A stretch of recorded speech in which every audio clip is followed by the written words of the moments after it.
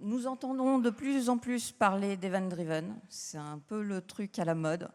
En quoi ça consiste réellement? C'est ce que nous allons voir ensemble. Ah, il n'y a pas encore mes slides.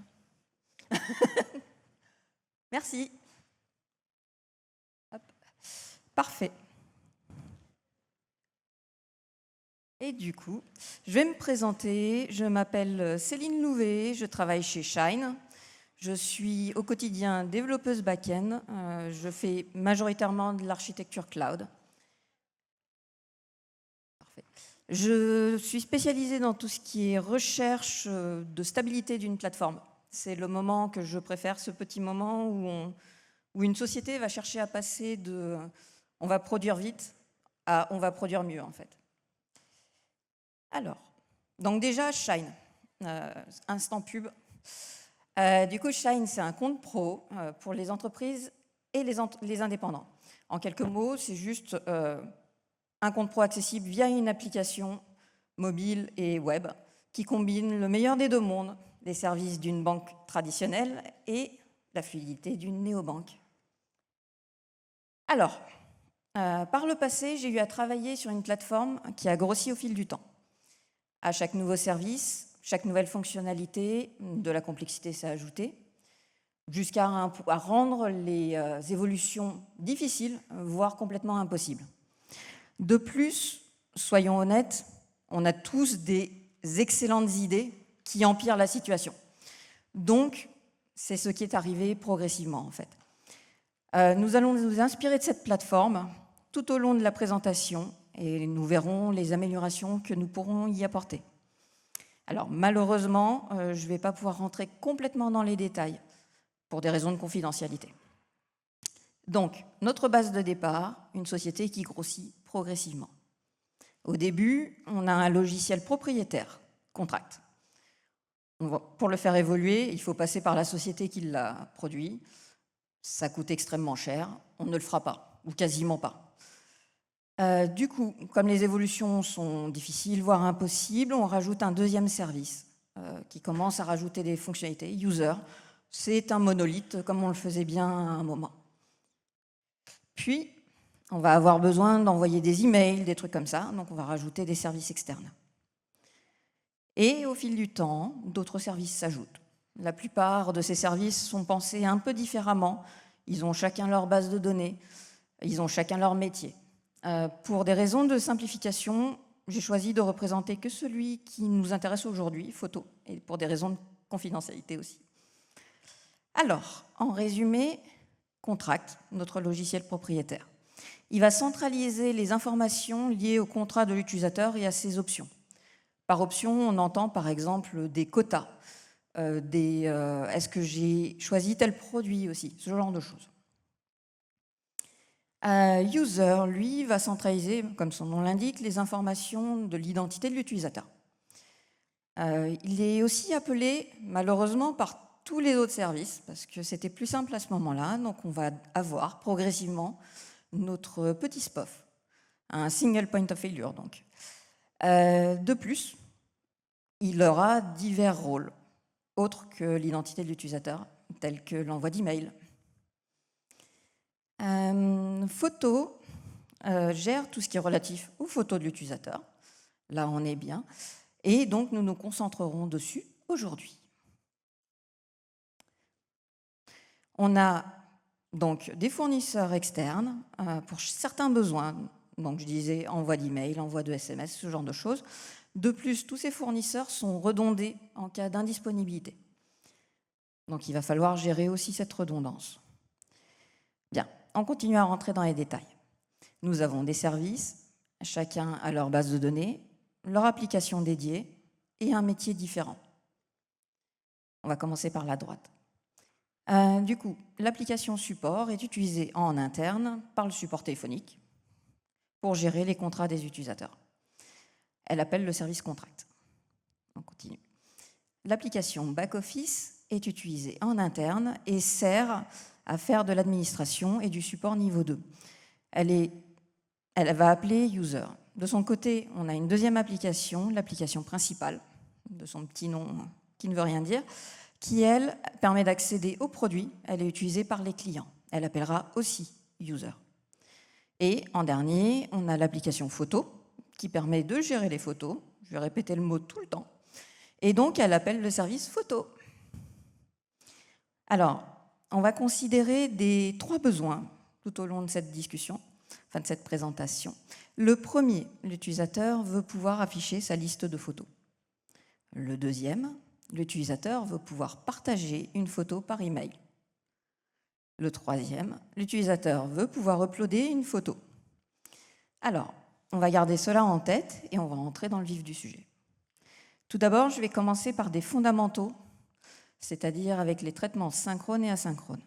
C'est normalement quelque chose que la plupart d'entre vous connaissent. Donc, d'abord, avant de continuer, je vais clarifier une chose. Je parle de traitement et non pas d'appel.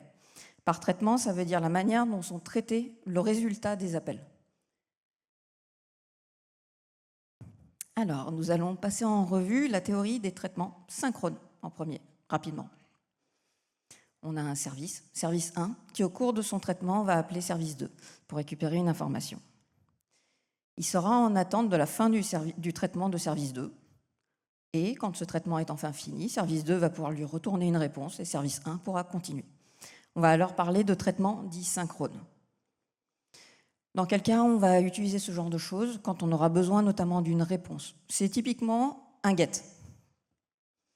Qu'est-ce que ça va nous apporter? On a un résultat à jour et on a la garantie que le traitement au niveau de service 2 s'est effectué correctement. Par contre, comme on l'a vu, service 1 est en pause jusqu'à la fin du traitement de service 2. De plus, on va devoir gérer les erreurs de service 2, indisponibilité et erreurs de traitement. Ok, maintenant on passe à celle des traitements asynchrones. Service 1 appellera aussi service 2, mais cette fois pour déclencher un traitement asynchrone. C'est-à-dire que service 1 ne va pas attendre la fin du traitement de service 2 pour poursuivre. On va parler du coup d'asynchrone. Alors, dans quel cas faire ça? Lorsque nous n'avons pas besoin d'attendre une réponse, comme on vient de le voir, et lorsque, souvent, le traitement est long. Par exemple, une génération de PDF, ou ce genre de choses. Ok. Qu'est-ce que cela va nous apporter? Donc, on vient de le voir, pas de pause pour service 1. Et service 1 n'aura pas à gérer les erreurs de traitement, puisque de toute manière, il déclenche et ne s'en préoccupe plus ensuite. Par contre, il doit quand même traiter tout ce qui est indisponibilité au moment du déclenchement de l'appel.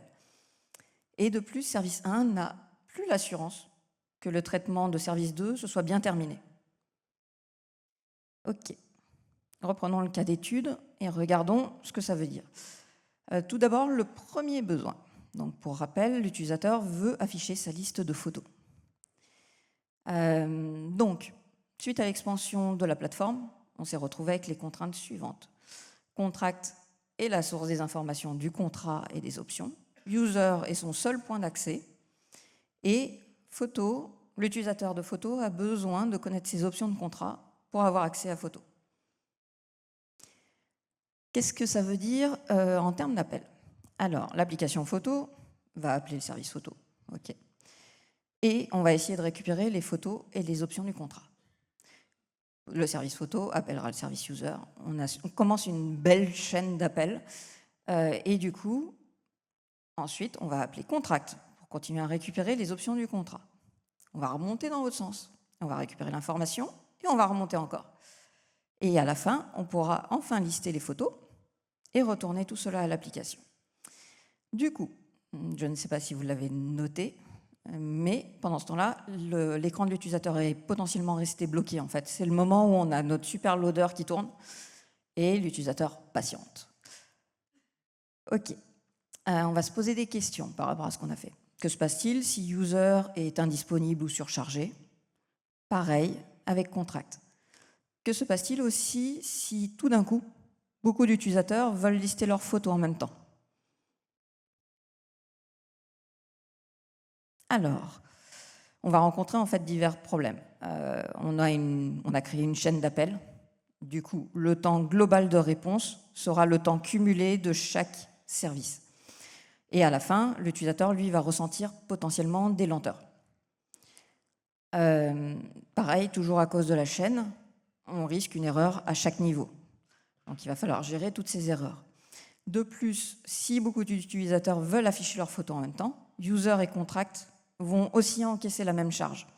Ce qui veut donc dire que user étant très central, potentiellement user va être down, et donc potentiellement tous les autres services de la plateforme ne pourront plus répondre à leurs utilisateurs. Génial.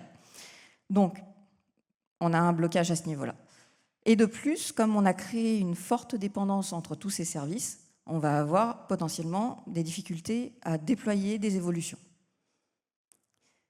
Comment on va améliorer ça? Déjà, on va commencer par déplacer le problème. Photo, du coup, maintenant conservera une copie de ces informations.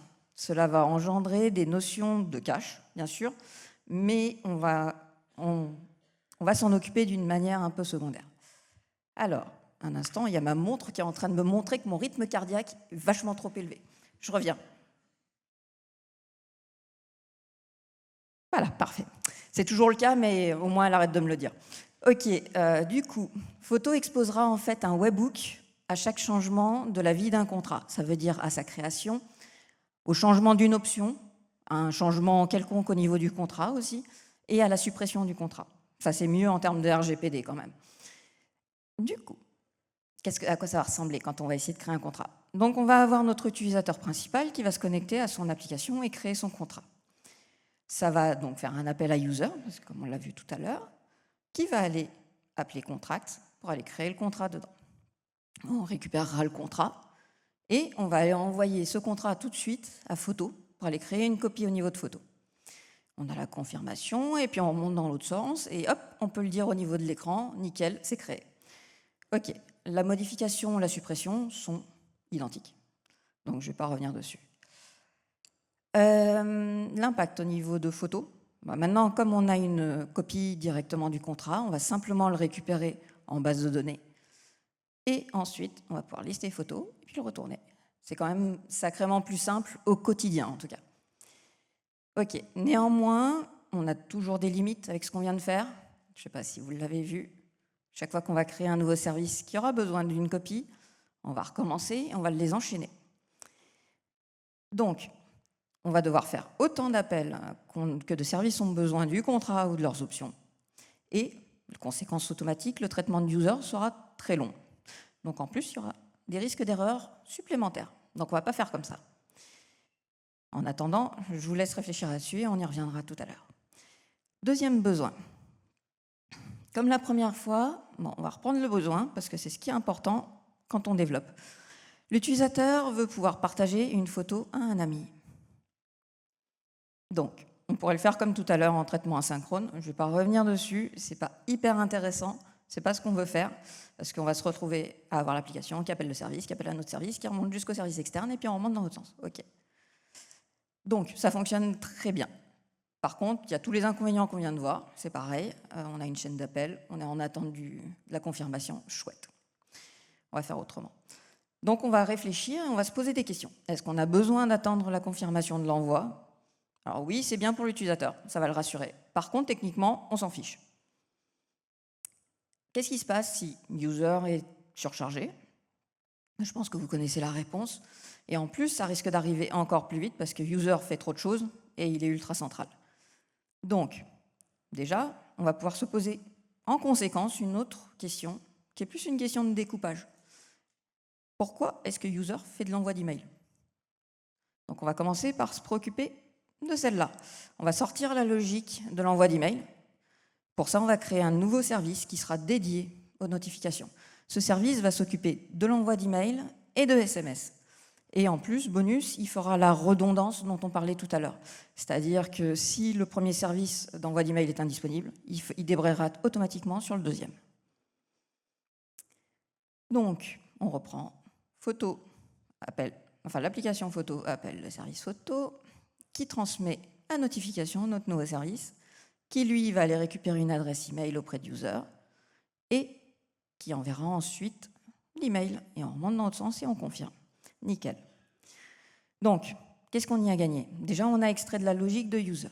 Donc, en faisant ça, user peut maintenant se concentrer un peu plus sur tout ce qui est autour de l'identité de l'utilisateur. Et donc, on a fait ce qu'on appelle une meilleure séparation des préoccupations en bon français, separation of concerns en anglais. Donc, comme on a toujours fait des traitements asynchrones, synchrones, excusez-moi, eh bien en fait, photos et notifications sont bloquées, attendre les réponses, nul. Donc on va corriger ce point-là. On va passer avec un déclenchement asynchrone. OK. Donc maintenant, pareil qu'avant, l'application va demander l'envoi, et à ce moment-là, on va déclencher le traitement via un traitement asynchrone. Une notification pourra faire ce qui le concerne, envoyer l'email, et pendant ce temps-là, le service photo retourne une confirmation à l'application. Au niveau de l'écran, nickel, on peut confirmer à l'utilisateur que l'envoi est en cours. Bien, donc le service n'a plus besoin d'attendre un envoi complet pour confirmer tout ça. Par contre, on a rajouté pas mal de choses là en faisant ça. Maintenant, le service, et l'application d'ailleurs, n'a plus d'assurance du succès de la transmission de la demande. Les photos et notifications sont restés extrêmement dépendants, ce qui veut dire qu'on a toujours une complexité de déploiement. Si notification est down parce qu'il est en cours de déploiement, au moment où photo en a besoin, on a des erreurs. Donc, photo va devoir gérer ça. Notification, on a déplacé juste un point central en créant un autre, en le sortant de user, on l'a mis dans notification. S'il est surchargé, plus personne ne peut envoyer de notification. Donc, on va devoir faire autrement. Alors, pour ça, on va appliquer ce qu'on appelle, entre autres, on a diverses solutions. Et on va pouvoir utiliser ce qu'on appelle un système à événements. Et on a un modèle, qui est le modèle dit du message queuing. OK. Je vais souvent utiliser le mot message, mais j'aurais pu parler d'événements, c'est exactement la même chose à ce niveau-là. Donc, on va commencer par la théorie, vous avez l'habitude. Donc, on a un message queue, une file d'attente. Service 2 viendra consommer ce que cette file contient. On va parler d'un consommateur, tout simplement. Suivant l'implémentation, service 2 sera prévenu dès qu'un message est ajouté. Ou alors sinon, il viendra vérifier régulièrement qu'un message n'a pas été ajouté. Lors de son exécution, service 1, un producteur, va venir déposer un message dans la file.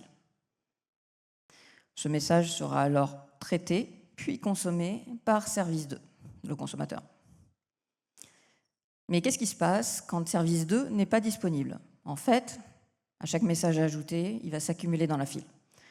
Tant qu'ils ne sont pas consommés, ils s'ajoutent derrière. Par contre, dès que service 2 redevient disponible, c'est-à-dire qu'il a fini de traiter le précédent, par exemple, il va pouvoir commencer par le premier de la file. On est sur du first in, first out. Suivant l'implémentation choisie, on a la possibilité d'utiliser des dead letter queues, c'est-à-dire, en fait, on va simplifier ça par une file secondaire qui recevra tous les nouveaux messages dès que la principale aura atteint une limite de remplissage, notamment.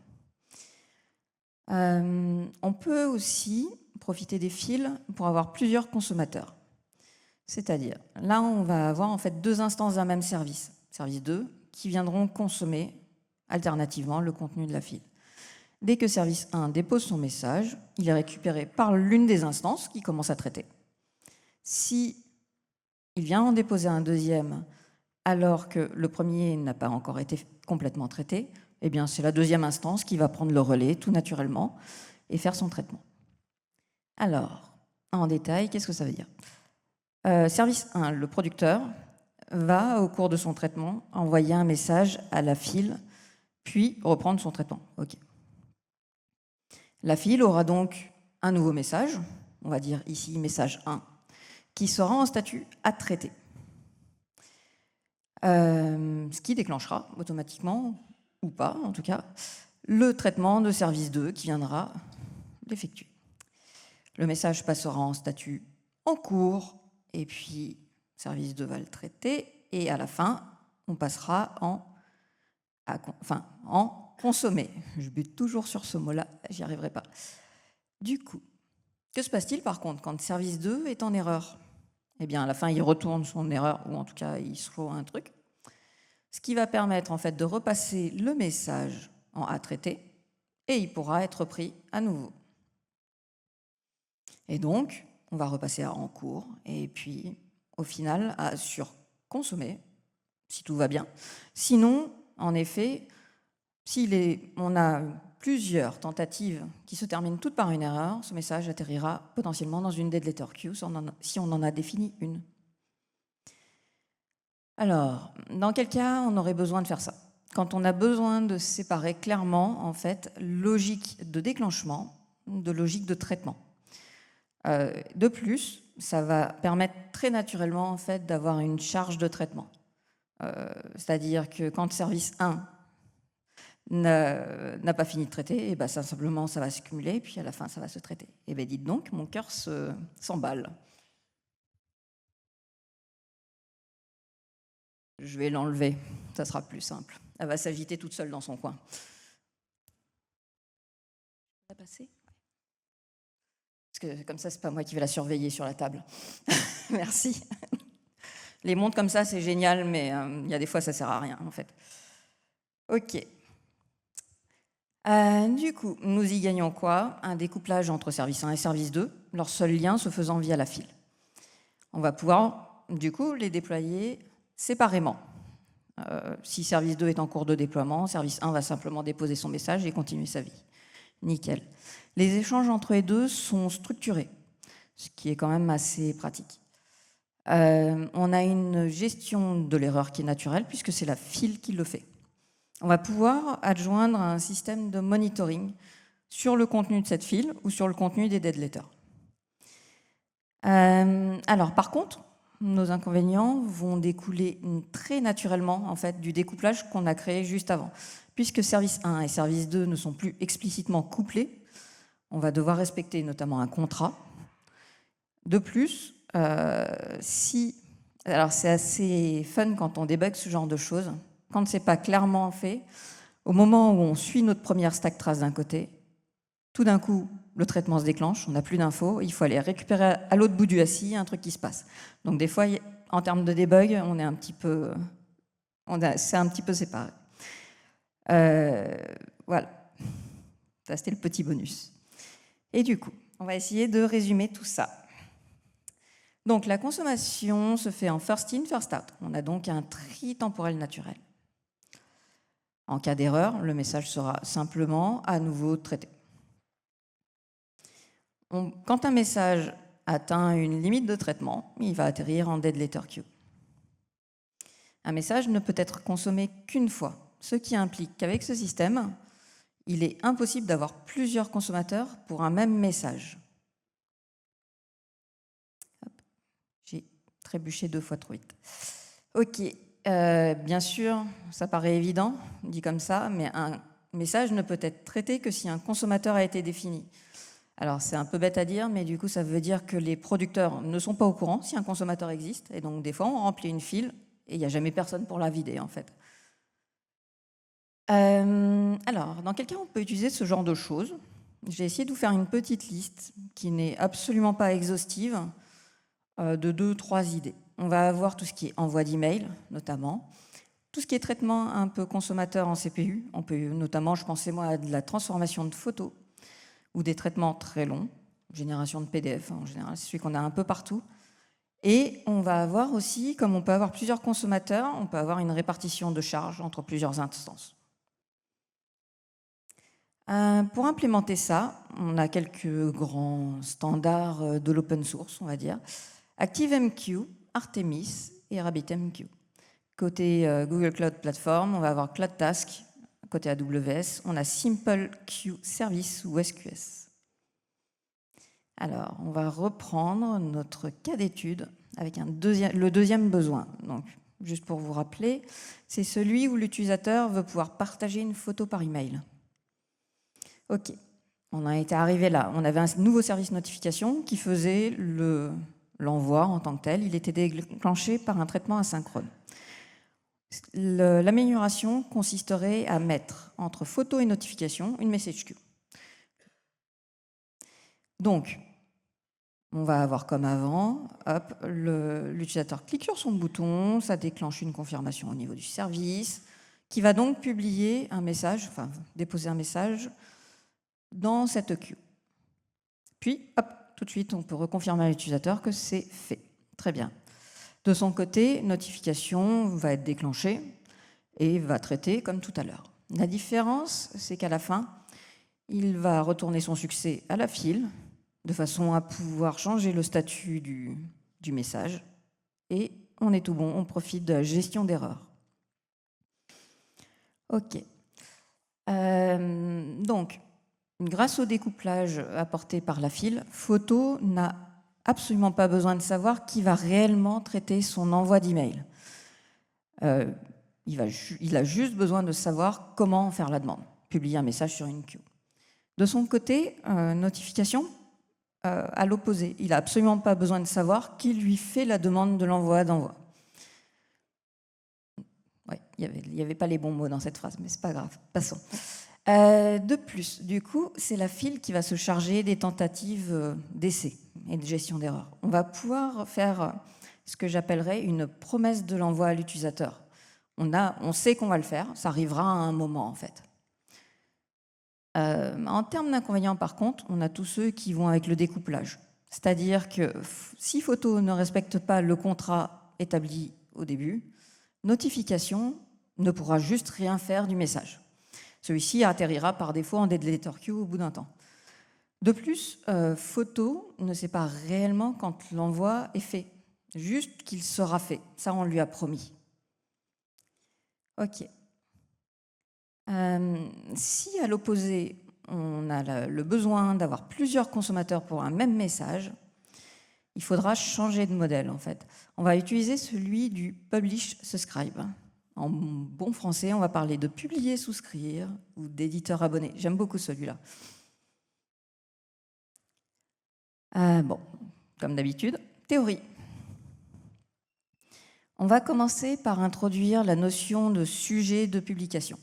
C'est-à-dire que des services vont avoir la possibilité de s'abonner à un sujet. Ils seront à l'écoute des messages qui seront envoyés sur ce sujet. Par exemple, ici, nous avons 3 services qui sont abonnés au même sujet, sujet 1. J'espère que je ne vous perds pas trop avec les 1, 2, 3. On m'a dit que des fois, ça pouvait être touchy, parce que je les mélange un peu dans tous les sens. Donc, quand un service viendra publier un message sur sujet 1, les 3 services abonnés le recevront. OK. Jusque-là, facile. Alors, bien entendu, les 3 services peuvent tous s'abonner à des sujets différents. Rien ne l'en empêche, c'est tout à fait possible. Donc ici, par exemple, l'abonné 1 est sur sujet 1, l'abonné 2, et ainsi de suite. Je ne vais pas tous vous les faire, ça devient ennuyant, pour vous et pour moi. Quand un service viendra publier un message sur sujet 1, eh bien seul celui qui est abonné à sujet 1 va le recevoir. Pareil avec sujet 2. OK. Du même ordre d'idée, disons qu'on n'a qu'un seul abonné cette fois-ci. Il est sur un sujet, il est abonné à un sujet dédié, sujet 1. Par contre, cette fois-ci, on a plusieurs publieurs. Le premier qui publie sur sujet 1, bien l'abonné le reçoit, et ainsi de suite. Donc on a un système, hop, j'ai été trop vite, qui va permettre de réorienter assez simplement. Nickel. Si on résume, on peut avoir plusieurs publieurs, plusieurs abonnés et plusieurs sujets. Un parallèle par rapport à ce qu'on vient de voir juste avant, ça serait de dire qu'un bus est composé de plusieurs files, une par sujet. On peut peut-être même aller plus loin, je ne l'ai pas fait sur le dessin, mais on pourrait parler d'une file par sujet, par abonné. Alors ça ne serait pas entièrement vrai de rester au niveau que j'ai simplement dessiné ici, puisqu'en fait, une file, chaque message n'a qu'un seul consommateur. C'est pour ça qu'il faut aller plus loin et détailler encore plus. Alors, pourquoi on souhaiterait faire ça? Tout simplement lorsqu'on a besoin de diffuser largement une information, sans se préoccuper de savoir qui elle intéresse. Simplement, on la publie. Si quelqu'un est intéressé, il va l'utiliser et déclencher un traitement. Qu'est-ce que cela va nous apporter? Alors, on a un découpage complet à condition de respecter le contrat initialement prévu. La diffusion va se faire sous forme de sujets de discussion qui reste assez précis. On peut s'abonner à un sujet. Par contre, on peut avoir une diffusion extrêmement large. Donc, comme avant, on a une super gestion des erreurs grâce au fil et on peut avoir des dead letter queues. Bien. Donc, comme le but est de diffuser très largement un message, le contenu doit pouvoir satisfaire tout le monde, en fait. On ne sait pas qui ça peut intéresser, mais ça doit satisfaire absolument tout le monde. Donc, on va être très généraliste. Comme tout à l'heure, en plus, on n'a jamais l'assurance qu'un abonné s'est abonné, en fait. Donc, on va prendre le risque de publier dans le vide. Alors, si on essaye de détailler un petit peu tout ça, au cours de son traitement, service 1 va appuyer sur service 2. Sur sujet. Ah, voilà, ça y est, c'est moi qui me mélange. Service 1 va publier sur sujet 1. OK. Le bus, lui, aura donc un nouveau message. Là, j'ai changé. Il a l'identifiant 1, 2, 3, 4. Ça me change un petit peu. Son statut sera à traiter. Puis, juste après cette publication, en fait, le bus va retourner une confirmation au publieur avec cet identifiant. Puis, donc, le sujet 1, non, service 1 pourra continuer. Alors, dans la foulée, le bus va transmettre ce message à tous les abonnés, dont service 2, qui va commencer son traitement. Le message côté bus passera au statut en cours, comme tout à l'heure. Et à la fin du traitement, service 2 va pouvoir confirmer le succès au niveau du bus et le message pourra passer au statut consommé. 2 points sont à noter. Le premier, c'est qu'on a un statut de message, donc par abonné et par sujet. Le but, c'est de pouvoir renvoyer, en cas d'erreur, un message à un abonné précis, celui qui a échoué. Le deuxième, c'est qu'au moment où on configure en fait l'abonnement, on va définir notamment une durée maximale de traitement. L'objectif, c'est que le bus puisse détecter un timeout, tout simplement, et renvoyer à nouveau ce message. OK, on va essayer de résumer. Donc, un message peut être publié auprès de plusieurs abonnés. Ce modèle va être très utile pour diffuser un message largement. En cas de traitement d'un message, enfin en cas d'erreur, de traitement d'un message, ce message lui sera à nouveau transmis. Et en cas de trop nombreuses tentatives, le message ira en dead letter. Suivant les implémentations, on peut avoir une dead letter par sujet, voire par abonné. De plus, le fait qu'un sujet ait ou non des abonnés, comme je le disais, n'empêche pas la publication. Par contre, personne n'en fera rien, en fait. Alors, dans les cas fréquents, on retrouve à nouveau l'envoi d'email, parce qu'on peut le satisfaire avec les deux. On peut avoir plusieurs publieurs et un abonné, l'abonné qui fera l'envoi. On peut avoir de l'agrégation, notamment de données métiers, en vue de faire des analyses, notamment tous les services pouvant publier de la donnée, cette donnée étant récupérée par plusieurs abonnés, chacun la traitant avec son objectif métier personnel. On peut utiliser ça aussi pour de la domotique, par exemple. Un exemple serait, on peut avoir des capteurs dans une pièce qui vont capter une luminosité. Ça serait des publieurs, ils vont publier leur message, ça sera récupéré par un service quelconque, qui en décidera que, par exemple, on va éteindre les lumières. Et le service, en échange, va pouvoir republier un message qui sera récupéré par toutes les ampoules qui s'éteindront. On va aussi pouvoir faire notamment de la collaboration sur un document. Le publieur, ça sera le document. Chaque fois que quelqu'un modifiera un truc, ça enverra un message qui sera récupéré par tous les gens qui ont le document ouvert à l'écran, par exemple. En termes d'implémentation, on a Apache Kafka, le plus connu. Côté GCP, on va trouver Cloud PubSub. Et côté AWS, Simple Notification Service, SNS. OK, on va reprendre le cas réel. Premier besoin. Hop, on revient en arrière. Donc, on veut lister les photos. OK, on en était arrivé là où, pour chaque service qui voulait une copie, il fallait faire un appel dédié. Donc, on va revenir juste quelques instants sur les contraintes. Contract est la source unique des informations du contrat. User, son seul point d'accès. Et Photo ainsi que d'autres services ont besoin de ces informations. Ce qu'on va faire, c'est que puisque plusieurs services veulent être notifiés par une création d'un contrat, eh bien, on va mettre un bus entre les deux et ces services seront les abonnés. Donc, comme avant, user va appeler contract pour créer le contrat. Contract étant la source unique, on va commencer par là calmement. On va récupérer donc notre contrat, puis user pourra publier un message sur un sujet qu'on va définir, contract.create. Et ce message, comme il doit s'adresser à beaucoup de services, contiendra par exemple le contrat et ses options. Soyons généralistes. Il va être donc transmis aux différents abonnés et qui vont chacun déclencher leur traitement et en faire ce qu'ils ont envie d'en faire, en fait, dont notamment une copie en local. L'avantage, c'est que user n'a qu'un seul message à envoyer et ça traite pour tout le monde. Par contre, on va avoir une légère latence entre la publication et le déclenchement et la sauvegarde réelle. Ce qui veut donc dire que si notre utilisateur crée son contrat, puis va très vite sur Photo, potentiellement on aura un petit trou, il n'aura pas accès à Photo. C'est un risque à prendre et il faut le considérer dans notre manière de designer les choses. Pareil, je vais essayer d'adresser le deuxième besoin, qui était le partage par email.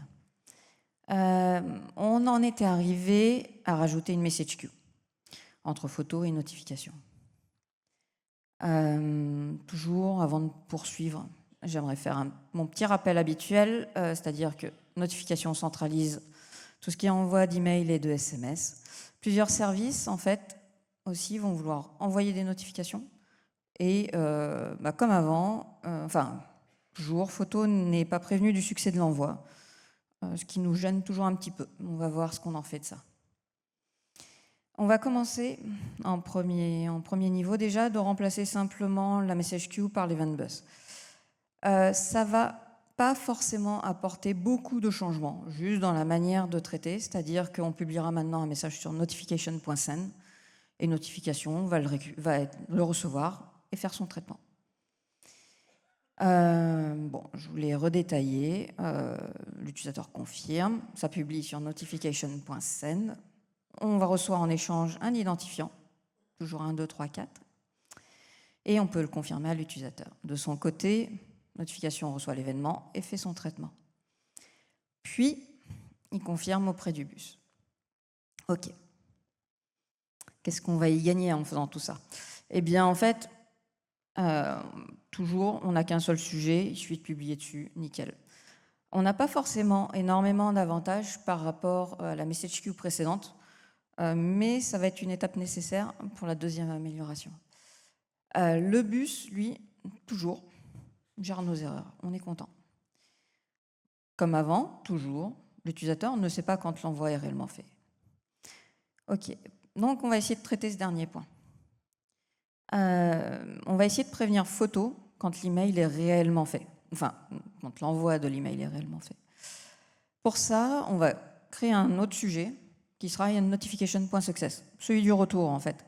Ça sera notification qui va notifier ceux qui lui ont demandé d'envoyer l'email avec une confirmation de réussite.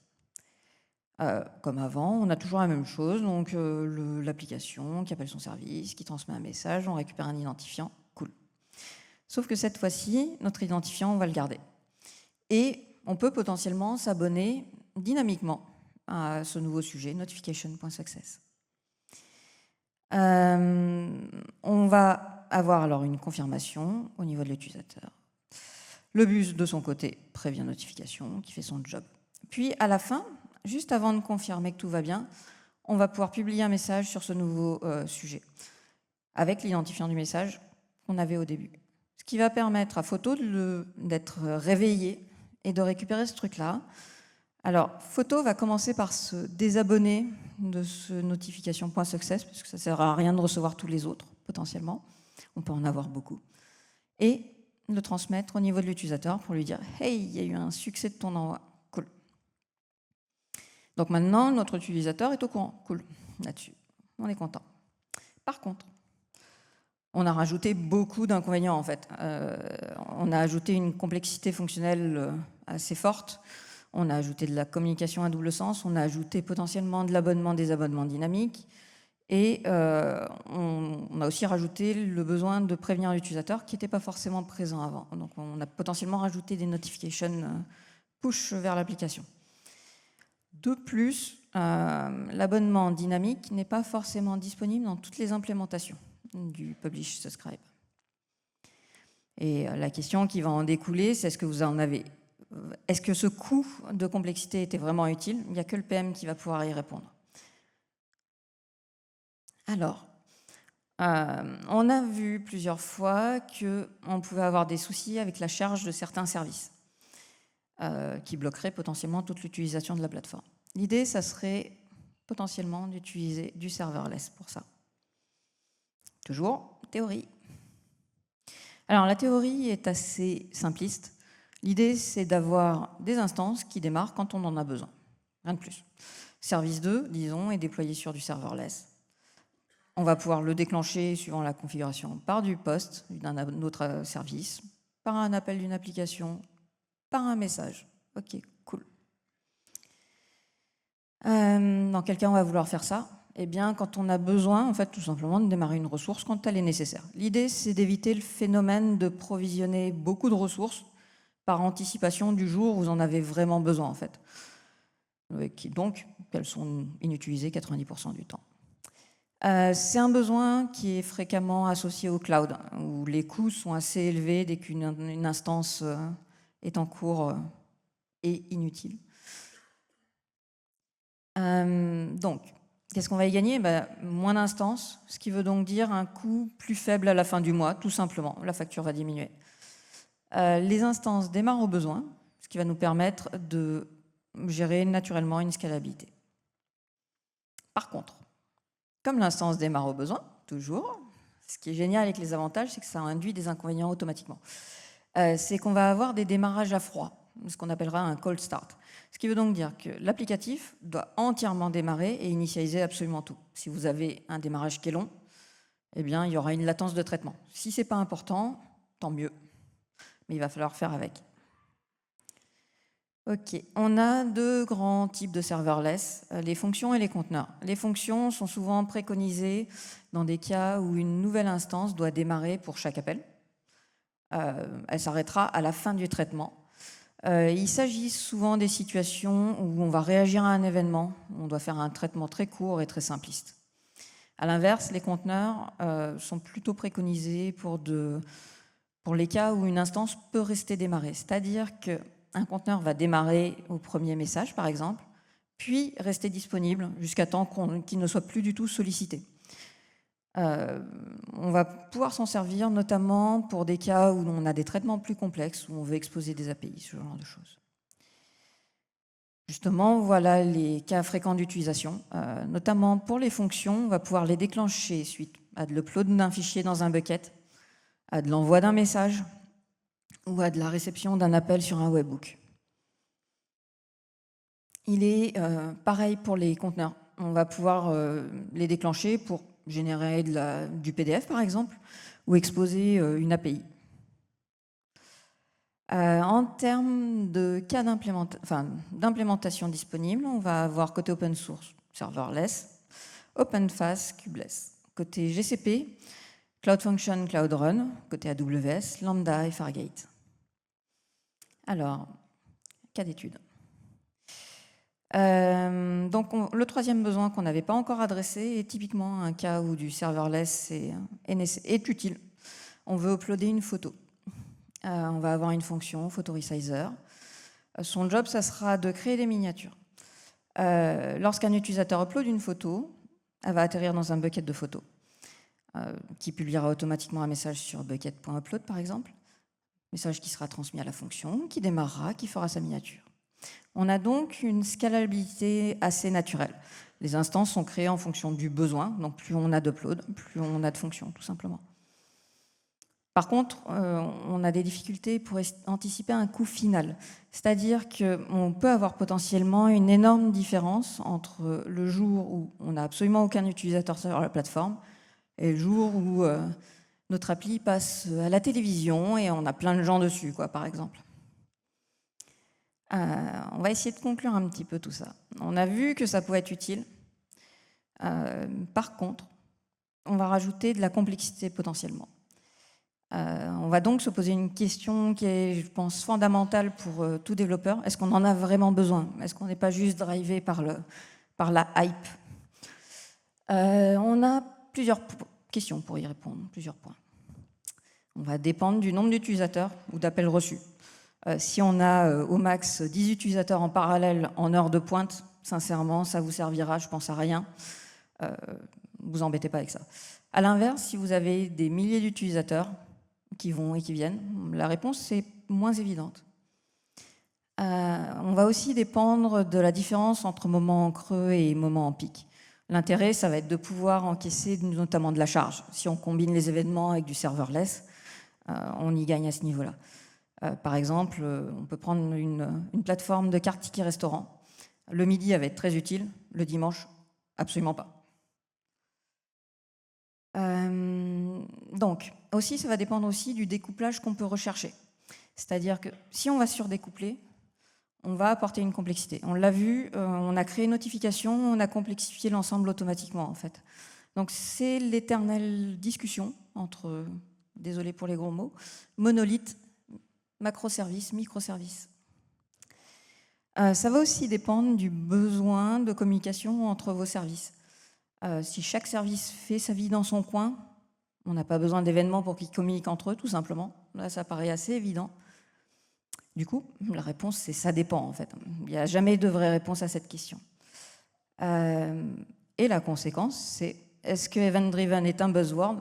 Un petit peu quand même. Soyons honnêtes, c'est utile. Par contre, on va se rajouter du taf.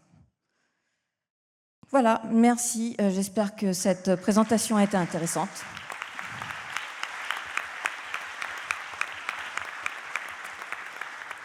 Du coup, je suis preneuse de vos retours. En scannant le QR code de gauche, vous arriverez sur un formulaire Open Feedback. Je pense que vous l'avez déjà vu aujourd'hui. La réponse est facile, simple, anonyme et tout. Et c'est du code open source, c'est cool. Allez-y, ça m'aidera à m'améliorer.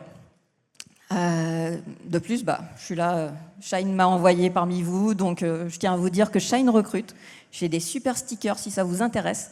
Et en scannant le QR code de droite, vous arriverez sur notre site avec tous les posts en cours. Voilà, je resterai à proximité de la salle. N'hésitez pas à venir discuter. Merci.